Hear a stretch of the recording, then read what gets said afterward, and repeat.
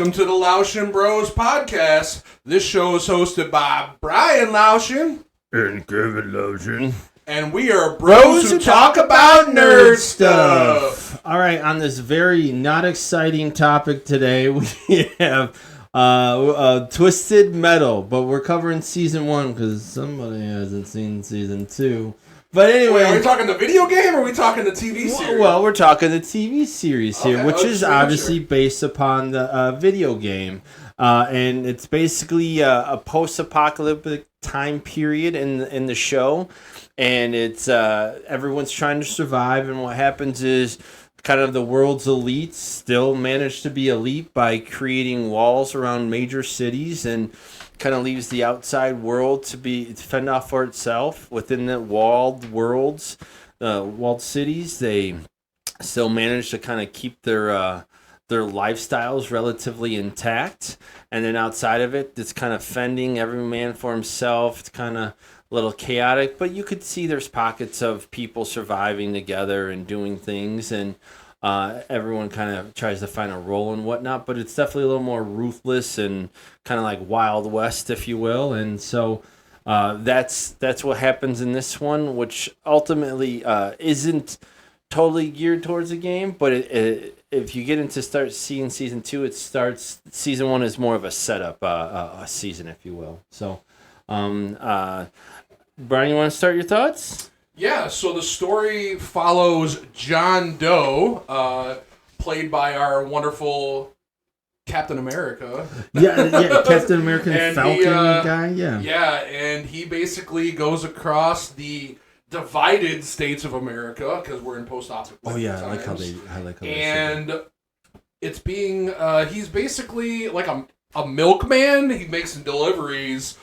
because the highways are patrolled by different criminals and warlords and stuff like that. So he kind of delivers packages between the different areas, and he's got a lot of trust in these different colonies that he visits. Yeah, and the milkmans are unified in their own groups. They have their own role, and they're not like an enemy, but they are kind of an enemy of other people.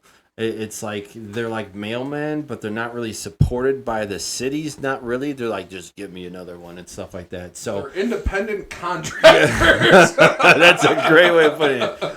I would say overall, I mean, for a video game adaptation, I will admit I'm not a big fan of the original. I'm not bad nor good. I just never played it.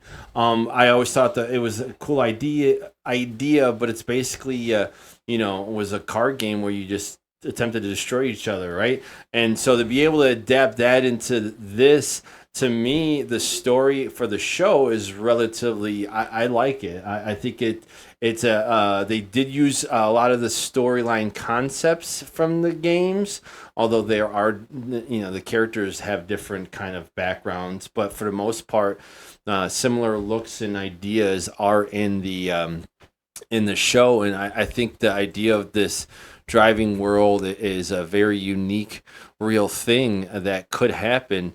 Not that you need it to be realistic, but it just makes it easier to kind of put the pieces together. So I think they started off right with the storyline. I think the John Doe milkman concept's pretty cool and interesting. That is consistent that he does have amnesia in the game. Well, at least one of them, because like I said, sometimes they have different backgrounds. But the once his gained conscious memory of what's in the game versus what's in the show is very different from my understanding. So, but I think the actor was a good choice generally across the board. But I mean, if I'm being realistic, one of the biggest drawing points to the show itself is the man, the myth, the legend, Mr. Sweet Tooth. He was one of the biggest drawing points to why I wanted to watch the show, because I think his character is so freaking iconic to be able to put him. I mean, like I said, I didn't play the game at all, like ever, and yet I knew who that was immediately. That's how much of it kind of just jumped out to me. I'm like, oh, this could be really fucking cool. I don't know where you're at with some of it. Yeah, before I get to kind of Sweet Tooth, so for those of you who aren't gamers out there or know about Twisted Why are you Metal, listening to us? But anyway. But no, essentially the video game is essentially it's a huge demolition derby where basically all these cars have basically guns and weapons attached to them, and they're basically fighting in different arenas and stuff like that. And so the series is basically following up with that, and then towards the end of the season finale, it kind of explains more on how that's created. So the backstory of the season 1 is kind of setting up to get to this big like tournament, essentially. So as far as the characters in the actual game, as Kevin alluded to, the most popular character is Sweet Tooth, who is essentially a deadly ass fucking clown. Let's not get too much into the character. Yeah, not yet. But we won't dive deep into it. But again, he's a killer, basically, who drives an ice cream truck around, and so yeah, he just wanted to kill everybody, and he had some iconic moments, definitely in the season 1 for sure. I think if you're a fan of the game, this could be something where if you're really hung up on character backstories, you could get upset about. From my understanding, a lot of the characters weren't there. But I think in general, if you don't have a lot of experience, or even if you're open to adaptations, I think you like this overall, because I think it played and did a good job. I think they had some good acting choices and actors that filled good roles. Like I said, I thought the stories were pretty good. The arcs were okay. I had a little bit of an issue with a couple of them. It just seemed inconsistent at times with John Doe's character and the Quiet character at times. But as far as the layout of the land per se, like how the world was and how the cars were rusty, beat up, you're taking parts from other things and all this. I thought that concept was really cool and unique. I mean, this is really supposed to just be a battle royale game of cars, and yet you have a whole show being able to dedicate to more behind the scenes and whatnot like that. I think the ability to do that and do that relatively well, I think is definitely one of the reasons why I was definitely getting into this show. Yeah, and back to kind of what I was going to say about my experience with the game. So the game Twisted Metal obviously spawned a few sequels. It came out on PlayStation 1 back in the day. And it was very popular, and it is a few years ago. Yeah, a few years ago, but it is still a legendary game. I didn't play it when it first came out. I ended up buying it back last year to kind of play it and test it out. The graphics for its time were amazing because it was PlayStation, and we didn't have these super 3D graphics and everything like that. But the mechanics and stuff like that, I didn't get into it as much as I thought. So as far as the actual game is concerned. So, but even if you're not or never played the actual game, the actual story itself speaks for itself. So, again, me and Kevin both didn't have a lot of experience with the game, but I'll speak for myself and say I did enjoy the actual story itself as far as with the characters. Again, even with John Doe and Quiet, they were essentially enemies as far as in the beginning of the series, and then basically towards the end, they ended up becoming love interests with each other, where John Doe is being forward about it, but Quiet is not, which I think is funny. But they both end up caring for each other, and that's where things towards the end of the story, at the end of the season, get a little iconic, I think, as far as... But the main part of the story is you're following John Doe because he basically gets hired to deliver basically a really cryptic package across the lawless wasteland to an area that is very deadly. And that's when he kind of discovers a lot of these characters in the game and then in the series along the way. Yeah, he's basically based out of like L.A. mostly and the West Coast. And they want him to go to Chicago, which that is not a short trip by any means. And you're talking about post-apocalyptic time. It's not like even now you try to drive through some of those western states where it's all desert. It's not like there's tons of gas stations around now. So if you're talking something like that, that'd be really difficult to do. But like that's what I say is like tied to that is like they had this faction of renegade cops trying to police the area, and that was a really cool concept with creating blockades and this new concept of New World Order and whatnot. I thought that was a really good way to introduce the Agent Stone character, as well as some of his other policemen that are related to the game, at least the name concept. So I think they did a pretty good job with that, and it had a good appeal to me. Like I said, not as a fan of the game, but definitely it's just a viewer of the show. And then just adding guns to the cars with rockets, and adding in the semi traveling people, the truck people. I don't know, the convoys, I think is what they were referenced. Like they had the idea that they were like traveling together with groups of semis, and I thought that was kind of cool. It's like a traveling community. So some of these ideas in a post-apocalyptic world you could see it actually happening to a degree like that. It was like a zombie apocalypse after all the zombies are gone, and they started trying to recreate the world in a way. You know what I mean? Like they had supplies, they were relatively organized, but it was still a free for all, and you couldn't get into these special areas where these cities are closed off and guarded. So similar to what you're saying, Kevin, to me, I thought it was kind of like the Wild Wild West. That's the tone and feel that I got, which was really freaking cool. And they also had some pretty iconic lines in the actual series too. Need a hand? Oh, I found this one lying around, so you'll have to get your own. That's what Sweet Tooth said. John Doe said, but there are humble motherfuckers like me delivering cargo from one walled city to another. Motherfucker eat shit, what Quiet said. There were definitely some good lines. I didn't write down and keep track of any for sure, but there are some times where lines, I think Sweet Tooth's were probably some of my funniest that I enjoyed the most. Oh yeah. Just like I said, I think his character in general, I think Will Arnett's voice is top notch as far as some of that goes. But just the idea that they run into him and he's like a one-person performer in Vegas was a fucking hilarious idea. And like he killed people all the time because, like they weren't honest with him, and Quiet and John were the first to do it. And John was still hesitant, but she's like, no, you fucking sucked. Like, it's sometimes a hard truth that some of these extremists actually want to hear, but most people don't want to tell them because it's out of fear. And she's like, "No, fuck that. That sucked balls." Like I love that. Speaking of which, Quiet said, "Your performance was dull as dick water and frankly beneath you." Yeah, and then the Sweet Tooth says another line. Ice cream? No, you scream.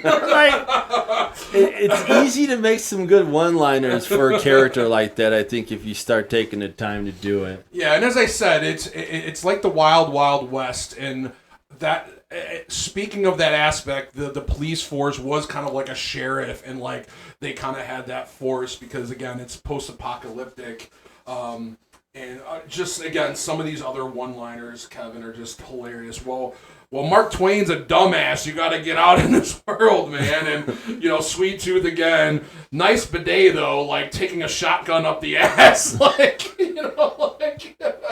oh man, you're lucky. I love this song, So Quiet says, "Get on your knees, you little piglet, and lick my soiled boots." So I mean, there is some really good. Iconic quotes in this. So. Yeah, when they run into the preacher, he was a pretty funny guy as well. He was trying to have sex with the car.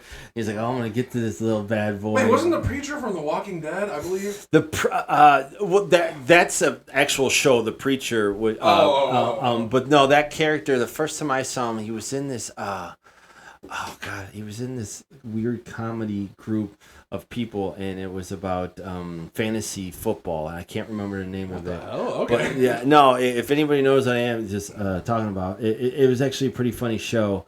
And I can't remember his name, but yeah, he's a weird kind of comedic actor that I do enjoy. He's a good time. So when I see him, he's always a fucking crazy guy, says wild lines. I don't know how much of if they just let him kind of run wild and some of these lines are just made up, or he follows a script or not. But yeah, he's a pretty good entertainer. And like they're like, oh yeah, battle by combat, and then he beats John Doe, and he's like, all right, we got to hang him on the cross, and the cross already has a dead guy on it, and they're like, you're supposed to. I wish I remember the line of like, when you go down, they got to come down or something like that because he died, and so yeah, overall, I think they did a good mix of trying to tone it with a little bit of humor, with a little bit of dark theme and concept, but being able to do that with a video game, like I said, that as far as what the actual game was, didn't have a ton of meat on it. To go and make a whole show out of it, I thought was pretty impressive. All right. You have anything else you want to add, Kev? Are you ready to vote? No, I think I'm good to vote on this story as far as that goes. All right, I'm going thumbs up, Kev. Yeah, I'm also a thumbs up. This is you can be a casual viewer. I mean, if you're gonna view anything, you should really have an idea of what you're getting into. You shouldn't be a blanket fan. I can think of maybe some of our relatives that the first thing on their mind might not be to watch a show like this, and that's okay. But you got to be in the mood. You got to just kind of have a little awareness. It's gonna be an R-rated kind of weird sci-fi-esque kind of show. So as long as you have that idea, I think you're gonna enjoy this. If you're going in for a love story, yeah, there is a little bit of one, but I would not hold your head on this being a romantic movie or show that you'd want to get into. So just keep that in mind. That's all. So, but yeah, let's roll on to the characters, which are kind of some of the most iconic parts of this. Is it's really a character base, and not just character, vehicle representation as well. Some of them even have names and whatnot, from my understanding from the game. So that was definitely interesting. I will circle back to Sweet Tooth. Once again, my favorite character, voiced by Will Arnett, but was acted by Samoa Joe, a wrestling guy that we are aware of as well. I thought they to me are the best character in the show. They really are. They're not the main character, but in my heart, they really are. I mean, a psychotic clown that basically, I can't remember if this is in the first or second season, so I'm not trying to ruin it for Brian. But yeah, his backstory is really interesting. I don't know how legit it is. I heard there was some versions. I think he's in every game, so like they kind of changed some of the backstory a little bit. So that I don't know about, but his look is on par. His behavior is exactly what I would want from a funny, psychotic clown. Being able to want to do a one-man show and then be rated by some fucking random people he just captured to see what it was. I think that is just so funny. It's so entertaining. And then, of course, he partners up with this guy, Stu, from who's basically... he's the exact opposite of him, and that's why the partnership is even better. I found that is great as far as he goes, and he's always got this weird, he seems fine, and then he starts talking about what was it, Jeffrey, this element in this brown paper bag that sits in the front seat with him, and you're like, what the fuck? Like, is that a head? Is that a heart? A brain? You don't know. I don't know what it is, but it could be anything. It could be anything. It could be a toy for all I know, and he just referenced it, and it makes me laugh and enjoy it because I love dark humor. So it's right up my alley as far as I definitely think he's my favorite character. Yeah, I mean, definitely he is so iconic to the actual cast, Sweet Tooth. I mean, we've done other reviews, Kevin, with different series and movies and stuff like that, like Toxic Avengers and Borderlands, and we've talked about how the casting of the characters doesn't fit well. This casting, I felt, overall was done really well. Where you bring in some good A-list actors, some unknown people to build them up.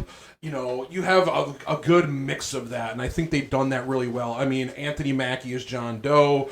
Again, we already talked about Will Arnett with the voice and Samoa Joe. You also have, towards the end of the season, you did have Neve Campbell from Scream. That was also surprising. She was the one who hired John Doe. And then you also had some other, like, supporting characters, like Calypso was the guy from... what was the his the name is Batman Anthony season? Kerrigan. Yeah, he was from Gotham, who was in Gotham, and he came towards the end of season 1, or they talked about the end of season 1, and then he was in season 2, and then you also had, you know, the granny, and then the one chick on the actual semi, and then again Stu and stuff like that. Thomas Hayden Church is Agent Stone, which I've seen him in plenty of movies, and if you've watched, you know, enough roles, you've seen him. It could be a guy you recognize, but maybe don't know him too well. He's never usually the main character, but a great supporting actor. And far as that goes, I think, you know what? I was actually surprised Anthony Mackie was. Not that he was the main character, but that this was a role that he was interested. I don't know why. To me, it feels like this wouldn't be something he'd be interested in, but I actually think he does a really good job. Well, I actually found out later reading up, Kevin, he was the executive producer, actually. And he was he was the first one to be cast, so he might have been involved kind of in the process on trying to get it, done as far as that. So I think that might be part of the reason why, because he had his fingerprints kind of on the project. But like I said, I think they have a very good mix and blend for the actual cast that just kind of fit really well, where even, like I said, if you've never played the game, getting involved in the story was just done really well, in my opinion. And and even the pacing, you know, for the whole thing. Absolutely. I think, obviously, Agent Stone, his backstory is really interesting, and how he wants to become this hero, and you think one thing, and then you see his backstory, and it obviously makes you laugh. John Doe doesn't really have a backstory. He does, you just don't learn about it right away. The truckers don't really have a backstory, but Granny Dread's character being a huge fucking pervert and making a fucking book was hilarious. And then even handing it off, that was good. I think there's Miranda Watts is I don't know if she's supposed to exactly be Granny Dread's granddaughter, I would guess, or maybe daughter, but like there's almost some sort of, it seems like there's a familiar tie, whether it's blood or not, but she's got her girlfriend is the Amber Flowers or something like that. Oh yeah, that's supposed about her. That's supposed to be actually characters from the game too, so that's interesting. The vehicles themselves, I don't know if Evelyn is, but obviously Sweet Tooth causes truck Sweet Tooth. That's in the game. So is this considered characters, or is this considered part of the production aspect? It's a little bit of both. Like the visuals. You can't really. Sure. Well, you can't really like. I think a vehicle is a character in a sense, right? If you really think cars, about it. Well, they are one and the same. But if you if you think about it, like Back to the Future, that car is the character. It is a character. You cannot act like it's not. It's the main. It's the main element to what it is. Maybe it doesn't have lines, okay, and I understand that, but it's an iconic recognition piece. It's almost like a symbol, right? So it's not doing lines, but to me, it is such a huge focus of the character. You can't separate it. You know, like Superman's symbol is his symbol. So this is I think where we might disagree, Kevin, because I feel like it's more considered, like the DeLorean, a prop that is iconic, but it's not considered a character, which is a voice or a human. And that's but again, like you said, they are very iconic to these different movies and TV series and video games. I'm not saying it's an actual character with lines, like I said, but you can't have that symbolism, you can't have that element to not be part of the character. So it's different, right? Because the suit, like I said, if you see just the bat symbol, that is a thing by itself. So if you in the whole Batman series didn't have the Batman symbol, what do you have? Like it's a representation of the character itself, but it's also separate because it's so iconic in and out. That's Sweet Tooth. Sweet Tooth is the clown. He does his thing, but you see that car, you never see Sweet Tooth. You see them separately. So that in a movie where cars are what you're driving from a game, those are character elements. Maybe not actual characters, but I think that is very important to have in that. And in DeLorean, it eventually becomes a train in the third one, if you recall, right? I remember, but that whole last 5 minutes, Kevin, I was just thinking, what would your symbol be? Oh my goodness! I mean, at this age, it would probably be something with a beard. I mean, just fucking a hairy monster, maybe. Just My Pet Monster or a Viking. Just the thing you pull out of the fucking your shower tub. You know, you take that hair glob. That's something maybe I would be like. It's just a glob. No, so, but it's a tie to the character. Like I said, Superman's symbol, right? You could just see that. Don't see anything else, and you know who and what that is. That is a huge element. So if you remove that, what do you have? Well, you just got a blank fucking blue suit? Get the fuck out of here. You could. So that is what I meant. Maybe using the word character is wrong, and that's fine. I can appreciate that. But it is a huge element. So when I say the vehicles are consistent, somewhat from my understanding, with the game, I think that's hugely important. I think it really ties into people that are fans of the original games, can really get into it and be like, oh, fuck yeah, I love seeing this. You know, this is why, okay, here's the twist. Halo. It's still a prop, Kev. Oh, it's a very, very big prop then, if you want to. And I wouldn't just call that a visual, personally, but the point being is Halo vehicle, the Warthog. People have taken the fucking Cybertruck, and I've seen it where they made it into the fucking Warthog with a fucking, some sort of fucking gun on the back and everything. So to me, that is something people could literally do if they wanted to. And make an ice cream truck into something like this. It's a fun prop to go and be, as far as, you know, you want to dress up as a character and cosplay, and you literally have a fucking vehicle. People cosplay with the Batmobile. You see what I'm saying? Like that is you look at that and you know what it is. There's not a person there. You know what it is. So yeah, okay, maybe it's not the character. I'll let you win that. Not that it was a fight, but that giant prop is absolutely a huge deal to this show because of what the cars mean to the game. Agreed. And Sweet Tooth's prop is badass. That ice cream truck. Well, it's not just that. His, like in the show, he's also got his cleavers and whatnot that are hanging in the back. He's got the fucking clown head on the actual car. You know what I mean? Like those are fun things to see as far as being just a visual watcher, let alone a fan. I think it's probably even more exciting. What do you think of Quiet and her brother Loud?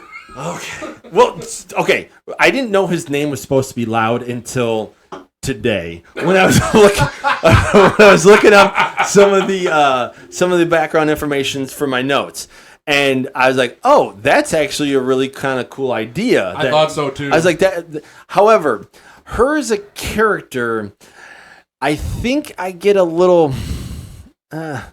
I don't love her character, and it has partly tied to the John Doe character, right? Is it John Doe or John Smith? It's John Doe. Okay. So I think their interactions throw me off a little bit because, like, I get it. They're like lovers, quarrels and everything, but their tone changes dramatically where they're like super serious and like they try to mix it with humor at times, and I get that. I just don't feel like it meshes well at times when they do it. I don't know if that makes sense. Like I don't buy it like she's this funny person when I see her act. It's because she was mute half the season. No, I don't think it's just that. I don't know. It just something about, I don't know if it's her character, or if it's just when she interacts with Anthony Mackie's character, they just, I don't want to say they lack chemistry. It just, I don't know. It's off. I don't have a good explanation for it. It's just something that. Now, that doesn't mean I think what they do is bad. Like, there's funny things they have together. They have the ball pit scene twice. Oh, hell yeah. That was pretty funny. They then they Ball bust pit out scene. Granny's sex book at one point. You know, like, they have some funny Kama things. Sutra book. Yeah, the Kama Sutra driving book. Like, that's pretty funny. So there are things that make me laugh, but I just. I don't know. Like, her character is just interesting, to say the least, and I don't know what to make of it. Her backstory is actually really interesting of her and her brother and what they did and how, like, you saw some of these places offer up some sort of promises for a certain life and not go out and whatnot. So I don't know. Like Nev Campbell offering the world, and then she's like leaves and then completely is a different person. Well, apparently, I started watching season 2, and there's more than one Raven. Apparently, that's normal for the show. I might have seen part of season 2 then. I'll have to check. So, but either way, like I said, season 1's just a good lead up. There's not really the battle royale in the sense, but you still have some scenes where you're having the car battles, like Quiet's trying to get revenge on Agent Smith. So, I don't know if Evelyn's a car in it, but I do remember seeing Roadkill and that Roadkill is a car introduced towards the end of it. So I thought that was pretty cool. Trying to find that level of Chevy Camaro now is fucking impossible. Anyways. So you want to vote on this, guys? Hold on, I got a couple more characters. All right, go ahead. I like Mike and Stu's interaction throughout the show. I thought that was pretty cool. Those were the best friends? Yeah, it was Okay. where, like, Stu didn't have the guts and then to do anything of murderous intentions, and then Mike was the one killing everyone, and then it kind of ended up flipping sides, and Stu kind of saved his life, and then I think the biggest thing was Agent Stone. I liked how he had the angle that he did. So Quiet, just. That's about it. I think those are all my notes on the characters, I think. So Stu reminds me of that character from Cobra Kai that really... I forget what the hell his name is. No, yeah, he's like a...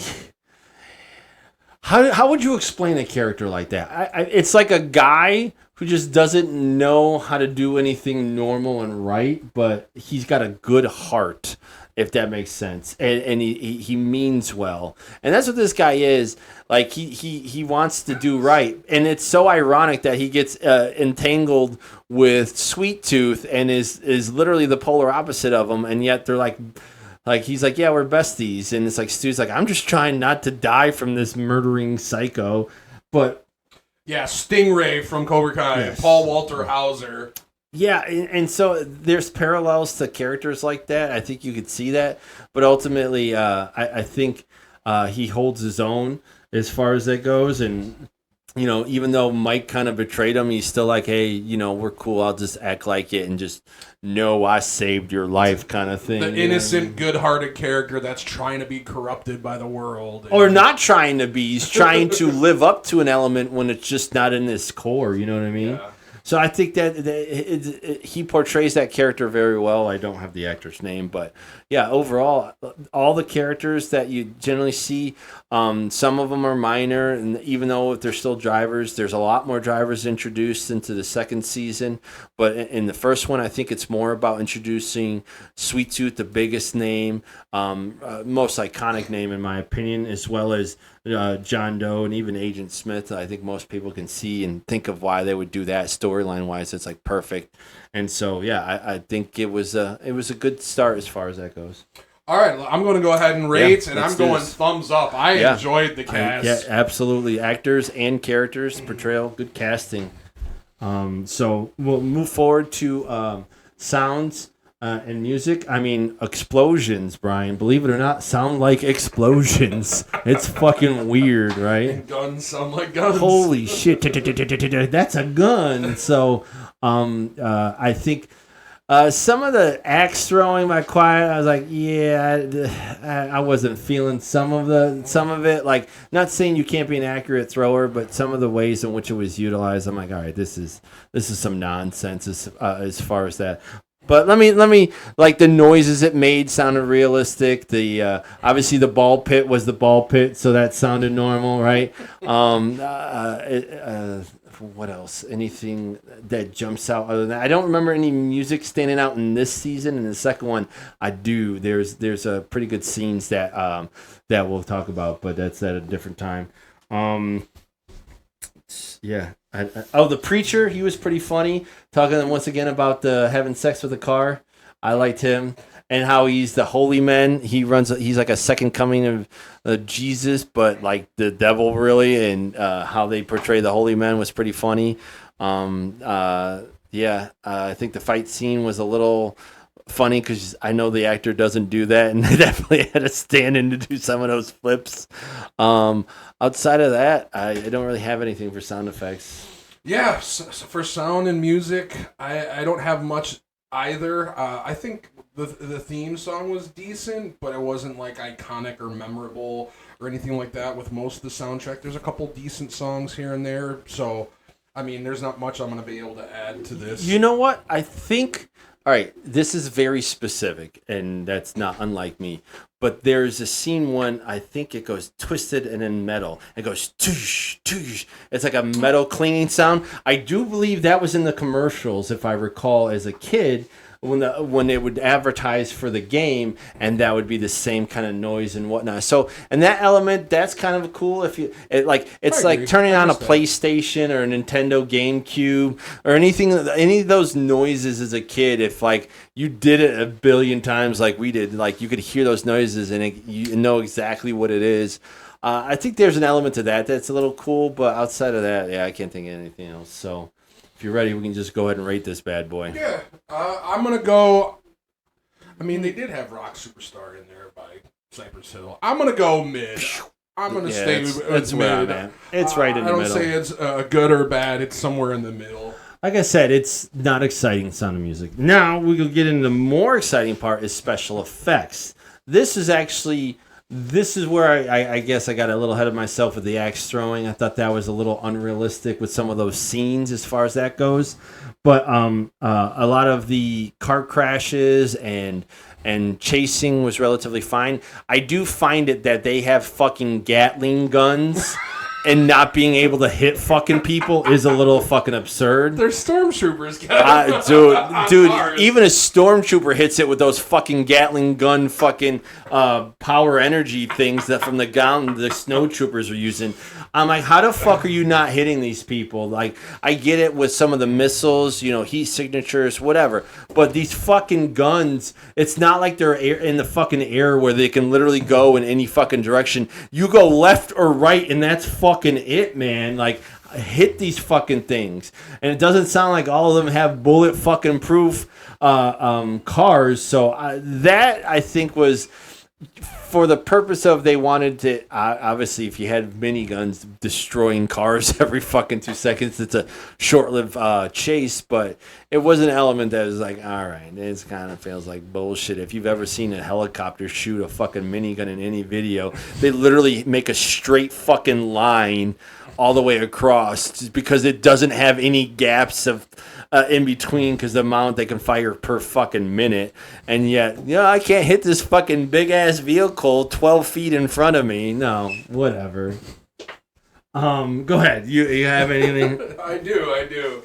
So I did read a little bit about this as far as it being dealing with some delays as far as when they were shooting due to lightning and hurricanes and extreme heat and having issues with the cars, which I found kind of interesting.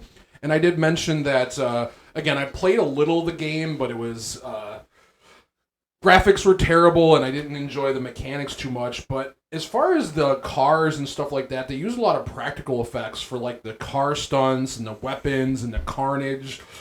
Mixed with the effects with, as Kevin mentioned, the explosions and the fire. So I feel like they had a really good mix between that the two, and they do up it up more even in season 2. But even for season 1, I think they had a pretty good mix as far as the vehicles. And Evelyn was a Subaru. They made a couple different cars of that being built as far as for close-ups and stunt vehicles and stuff like that. They mounted a lot of weapons on the actual cars and actually used, different pieces from different other vehicles to make it actually rusty and weathered looking and have it scavenge like it's from post-apocalyptic time. Yeah, and added, I did love that. Baking sheets to roofs of cars and stuff like that. So, yeah, I think, and then even the giant freaking semi and how it was basically like, what was it, like 4 or 5 semis connected? It was like a freaking mini thing on the road. It was like a mini like town on the road. Yeah. It was crazy. They also had a lot of good like car chase scenes towards the end as far as at the motorsports park. That was really cool as far as how they did that. And like I said, the weapons with the missiles and stuff firing. Of course, they added the special effects to that to look really cool. Sweet Tooth's fire on his head looks so fucking badass. It was badass, but it didn't look good to me. It looked very fake to me, but it was. I love that they added it. Yeah. So overall, I was pretty impressed. I hated how the preacher was on top of fucking John on the Evelyn car. And it got blown up, and yet somehow John walks away, and the preacher fucking dies. I don't understand how that fucking happened. That to me kind of made no sense as far as that goes. I don't know how the car explodes in its entirety, and they're pulling some stuff out of it that didn't make sense to me. I was a little lost on how that was. Even if you have a certain type of metal hood or something like that, I don't know. He's the Falcon, Kevin. He's survived. Yeah, I get that. The Falcon does that. So I thought that was all right. Like the special effects, I can't even think of any CGIs with this where I really thought something was bad. I think everything was pretty good. Other than Sweet Tooth's hair. I mean, maybe getting Agent Smith getting a fucking axe to the face. That was a little bit. On the news, as you might say, but no, I don't know. I thought it was good. So I also thought something was pretty cool as far as the color grading and stuff like that. That they actually used DaVinci Resolve, which is actually like a free program out there. They probably have the paid version, but I thought that was something really cool that you can get that program for free, a free version of it, and do video editing, and they use that for a fucking full budgeted movie, which is pretty cool to me. So it's just like a visual thing, and you just edit shit? So there's a video program out there called DaVinci Resolve that is free, but again, you can get a paid version of that allows you to do more like color grading and like adding glow and like adjusting the color and stuff like that to make it look different and better and that sort of thing. So they used basically a professional version of that, or the paid version, which for a full budget movie using color grading, that's pretty cool. Yeah, I mean, I think technology like that, if anything, the brand is able to sell it even more. So if you got these companies that are willing to use it, it also to me shows that maybe the stuff the experts or pros, if you will, in Hollywood are going to use some of this stuff. Maybe there's a lot closer to a gap as far as it between the products out there and what the pros are doing. Like, I mean, that doesn't feel like too much of a leap of faith as far as product line goes. Yeah, and just like you were saying about the pros, Kevin, I think with using a lot of the stunt men and the stunt cars with the practical effects in it and the physical action, it did seem like really pretty awesome as far as realistic wise, like getting right in the action and like how it would be in post-apocalyptic times. Yeah, I think that's the best part about it. Like, you want to be, when you watch something, you want to be in that element, and special effects are a huge element to that, right? Like, it gets you in the feel, the vibe, to see what the world is like. You know, they did a lot of scenes in like fucking on the road driving, so it's an open road, which would be what it would be like. But then they go to anywhere and it's all beat down or run down. I think the one element to a storyline is there's all these supplies are supposed to be sort of hard to come by, yet they can fucking get gasoline like crazy still, which is kind of fucking hilarious to me. But it's and of course they're going to use it, and you learn at the end of the season 1 where Neve Campbell won fucking ice cream and whatnot. So it's just like, okay, that's fine, but it's like, where this isn't like John Doe was, I think he said he was 12, and he's got to be at least rated in this is in his late 20s, if not early 30s. And so it's been 20-ish years, and there's still fucking ice cream coming around. That means you have to still be producing. There's just no way that stuff would have lasted through, an apocalyptic time period. Because that means all production stopped. So you'd have to still be producing the stuff: gasoline, tires, automotive parts. That's the element that's like, all right, if you really want to deep dive into unrealism, that would be something I'd be like, okay, that seems a little off, but it is what it is for the sake of the show. That just feels kind of like, how is it still a thing, you know?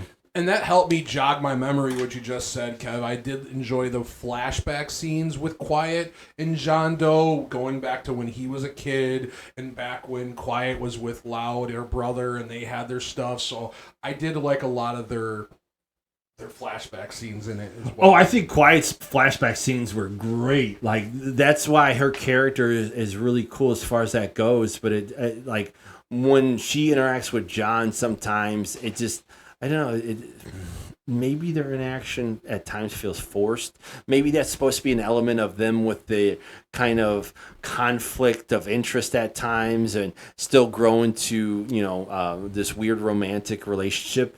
But yeah, at times it kind of throws me off in season 1. In season 2, there's so much more going on, you don't look at it so much. But in season 1, it's like the biggest thing going on because they're literally on the road together. You know what I mean? I mean, you're supposed to argue and fight with the girl you like. I think that's strong. I don't think you're supposed to argue it's going to happen. But, it is one of those... Playful banter, Kevin. Playful banter. They've literally tried killing each other. Like, hey, some people, you gotta be hardcore and try to kill the person. To each their own. Hey, you gotta make life exciting, Kev. Yeah, you don't have to kill each other. I mean... All right, Kev, I think we're ready to rate this section. As far as special effects and everything goes, let's go ahead and... I'm going thumbs up, baby. I think you got to go thumbs up. It is you exactly gotta what you go want thumbs up. to. So, all right. So now, is this something that we enjoy? Let's watch this again. At any certain point, is this something that's deep into our soul and our heart, Brian? Do we love this? Is this like our stepchild? Do we care to keep it around? Or are we giving it the fucking boot like the redheaded stepchild? Well, let's see what the critics say, Kev. So... They suck. I hate the fucking critics. Rotten Tomatoes, 67% of 49 critics review are positive, with an average rating of 5.9 out of 10. The consensus reads, an enjoyable blast of cartoonishly violent mayhem. Twisted Metal sometimes struggles to flesh out its source material, which me and you wouldn't know much about, but ultimately offers an adaptation with surprising depth. Metacritic had a weighted average of score out of 55 out of 100 based on 22 reviews, mixed and average reviews. Daniel Feinberg from The Hollywood Reporter gave it a positive rating, saying, it's a bit odd for any series to spend a season opening up to a world only to set up a seemingly less expensive, if not more expensive, second season, but fans will probably be happy. Generally, Twisted Metal is fast and fun and definitely won't be in the running for any Emmys, much less 24, and that's okay. Okay. All right. Tangent time. Tangent time. Here we go. Fuck your stupid Emmys, okay? Those fucking award shows are just for these dumb actors and actresses to play fucking popularity contests amongst themselves. They can eat a fucking dick. They can get stabbed in the dome. They can get kicked in the arse because I'm fucking Scottish. I don't care. They suck. They are not worthwhile. A lot of times, it's not what the actual fans enjoy. You get these 5% of fucking critics that are like, oh my god, this does not meet my jelly, eh? And tipping the top, and they're fucking out of the loop of what people actually like. I mean, that's why shows get canceled like crazy and not. This has already been, I do believe, approved for a 3rd season. So it's not like the fans hate it, but these critics fucking are like barely that big of a deal. Average at best. I'm like, okay, like I said, I fucking hate Emmys. I hear these the fucking Oscar awards. Why does that not sound? I don't know, but I'm clipping this, Kev. So I fuck them. They suck balls. They stupid as shit. They just like they're so out of touch with fucking reality. It's like they start talking about, oh, this is what we should do in this world, or they get on their political tangents. They fucking want to talk about what this means to them and everything. They aren't fucking real people. They're not normal people. I know fucking that. They don't know what reality is anymore. And hey, congratulations for the success. But the minute somebody like that starts really telling people what to do, I tune them out, and when you hear these people just want to pat each other on the back, it's a popularity contest. They're fucking stupid. The critics are the same way. I don't think they have a sense of ass from elbow. I don't like them. And you just got to know who you're talking to, because they can tell you what you generally like. And otherwise, these people are trying to give you a rating on something that is an art form, which is fucking subjective to begin with. So it's fucking stupid. Go fuck yourselves, critics. I hate them. Well, let's get to some critics that we would probably agree with more. Ourselves. So Daniel Curland of Bloody Disgusting gave the series 2.5 out of 5 rating. He wrote, Twisted Metal is a dumb fun that's big, broad, and unabashedly bloody. It's nowhere near the level of The Last of Us or even Sci-Fi's Blood Drive, but it's a campy escapism that doesn't ask much of his audience. Going on, after 2 weeks, the series became Peacock's most binged comedy premiere to date. But these critics know what they're fucking talking about. According to Nielsen data, it was one of the most watched streaming originals with 400 million viewing minutes in the weekend following its premiere. So, my point exactly. I didn't even read this. Brian and I don't even talk almost about any of these contexts. I want that. I when we react to each other, this isn't. This is raw. This is straight raw. Like, we have a planned format of our categories, and that's pretty much it, right, Kevin? Like, that's how I want it. This is basically us just walking up and basically talking about it off the cuff. So I don't like talking to them. Why would I want to talk to this stuff? Wow. Right? So like when you hear this, like this is stuff I know he takes these notes, and I'm glad he does. It adds interesting elements to our conversation we're having. But like, I didn't know any of this. I didn't do that research. I was researching characters and the game background. I was like, okay, which I barely even talked about. But it was just more or less that they don't match up as well. Okay, that was good for me. But like, there's people that like I said, shows get canceled and added all the time. There's shows that are coming back that were, canceled prematurely and stuff like that. The executives make decisions all the time that fucking suck and they're stupid. But the point being is this, fuck the critics. So let's go ahead and vote, Kev. Yes. So is this something you would want to rewatch? Would you binge watching the whole weekend with 400 million, whatever that was? Would you do this kind of thing? I say yay, yes, my good sir. I'm going thumbs up. I would definitely rewatch this because of the love story, the characters. Again, the story behind John Doe going across. And again, this is going to lead into obviously us doing an overall rating, which is going to be a yes from me because following John Doe's character, he's the milkman and he's got a really dangerous mission, as far as to deliver ice cream, which you find out later on. Again, you have interesting characters. You have car bloodbaths. I just think they did a really solid job, regardless if you even played the video game or not. Yeah, it is a total picture thing, right? This is the first season. There's at least a second one that you can watch right now. There's a third one. It sounds like it's coming, and they didn't even really get into the game yet as far as the formatting with the battle royale and contentions and whatnot. So when you start to get into that element, this is going to be binge watching for people, I think, down the road when everything is said and done, right? I can't imagine them having, at this point, I can't imagine them having more than maybe 5 or 6 seasons. I don't think you need more than that to really get the picture up. That doesn't mean Hollywood doesn't do fucking Hollywood things, but I think ultimately you cover the element of it, and maybe you do a spin-off, but you don't continue on this exact arc. I don't think it's worthwhile. I think you cram it in a certain element, and then you got to kind of move on to something else. But with that said, this is a good arc. This is something you will enjoy, I think, watching it. It is entertaining. It's got good fun, dumb humor. It's a little spicy in that regard, but it's got some action if you want that. Don't watch it for a romantic comedy or anything like that, but you can't, like, if you like, oh my God, I love when people fall in love, you'll be very happy to see something like that kind of happening. And I'm not talking about Sweet Tooth. He doesn't have a love interest yet. I mean, Stu's kind of his... But no, to your point though, Kev, I do think this was a very good setup to basically a lot of the cars battling, and they do kind of touch upon it towards the end, but I think the background of it, and like you said, the arc, the lead up to the second season, as far as that, was done very well, in my opinion. So I will circle back to an old topic briefly. Being a Borderlands fan and hating the movie, I always said they should do an animated movie or a show in the form of Borderlands with characters to do it in the cell shading and everything. It would be fucking perfect. You could do another element to it, because the storyline for Borderlands is so good.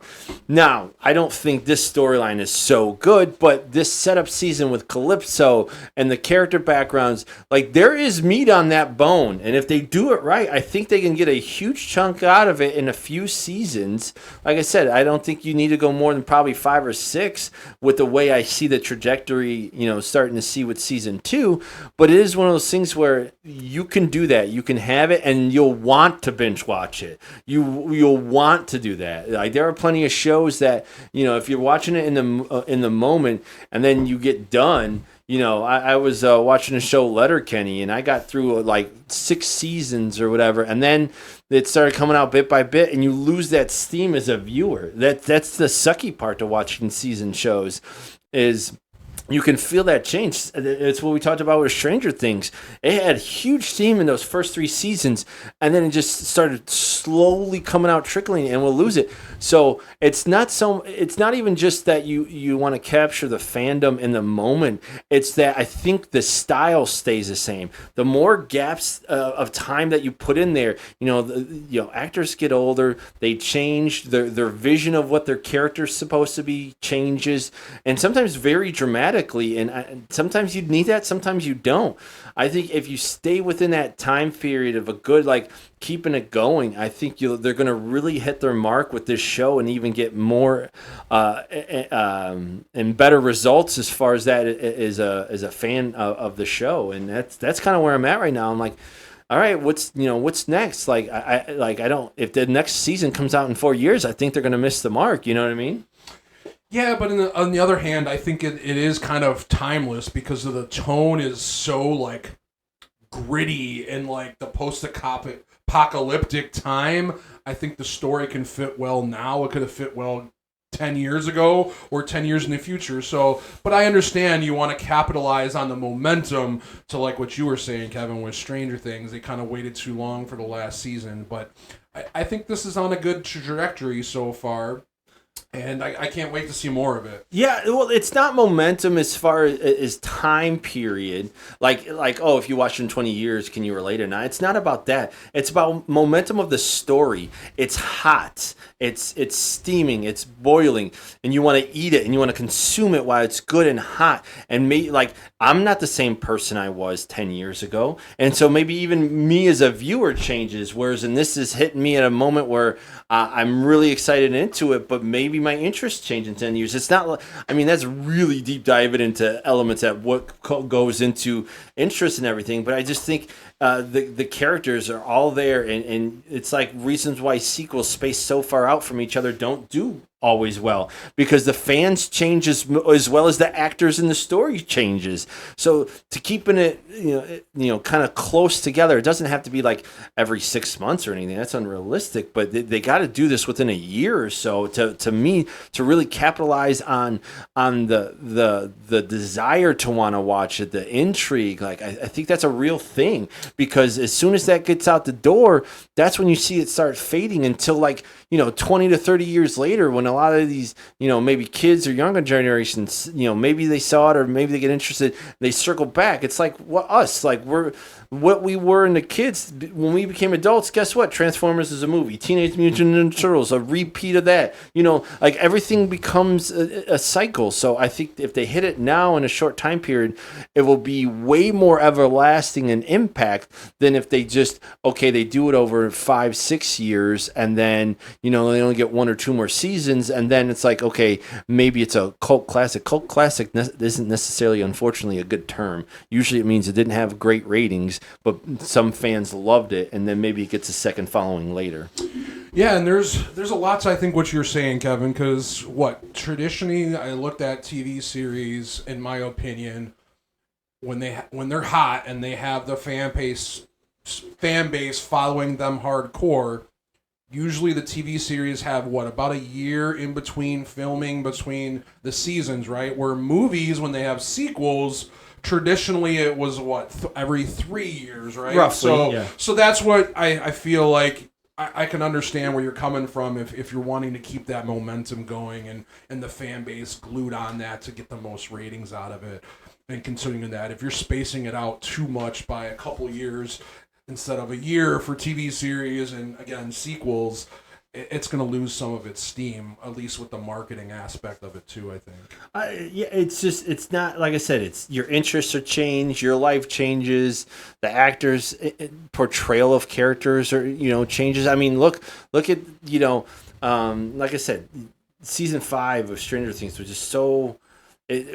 maybe the creators even changed, so the way they wrote it was different. It didn't feel like the same show, you know what I mean? So things like that will happen, and I don't know what exactly creates that. I don't have a fine point of what it is, but that's why I say you got to kind of keep it in that element. These TV shows like Friends and Seinfeld, they didn't take large time off. It feels like it's consecutive. And I didn't even like those shows. but they're syndicated, The shows I'm trying to think of some, I don't even remember you 10 years ago, Kev. You just had a shorter beard. I wasn't even alive. I was an entity, I was a thing. I was an amoeba. So I formed just more recently, and then I just was a giant glob of hair, as far as that goes. But yeah, so overall, it is a good watch, and I think if they keep it going, I think it will be one of those things that will be a lot more prominent. And Peacock may have gotten themselves a good one as far as that goes. So if Anthony Mackie is the executive producer, half off to you, good sir. Captain America, Marvel in this, man, you might be onto something, good sir. All right, I'm rating you a thumbs up. Me? Overall. Or this? Oh, you get a thumbs down, Kev. The series gets a thumbs up. You get a number 2 in the poop. Anyways, yes, thumbs up. So, that about covers this episode as far as that goes. Yeah, thanks so much for tuning into this episode. If you've enjoyed us, go ahead and support these nerds, on our social media channels. Kevin says we are on Apple Podcasts and Spotify's on Believe it Tuesdays. or not, we are on Tuesdays. And then on Thursdays we launch on YouTube. YouTube, I've never heard of it. Yeah, you have, Kev. I mean, your son knows. Oh my YouTube God. and the dumb videos. Kids YouTube watching. is a saint for adult men trying to fix something. Why are you playing? That's very true. I love YouTube. Although it's like, it's not always applicable, but you're like, you know what, I'll give it a shot. You know, sometimes it works, sometimes it doesn't. All right, let us know what you'd like to see. Peace out, nerds. Peace. Thanks all.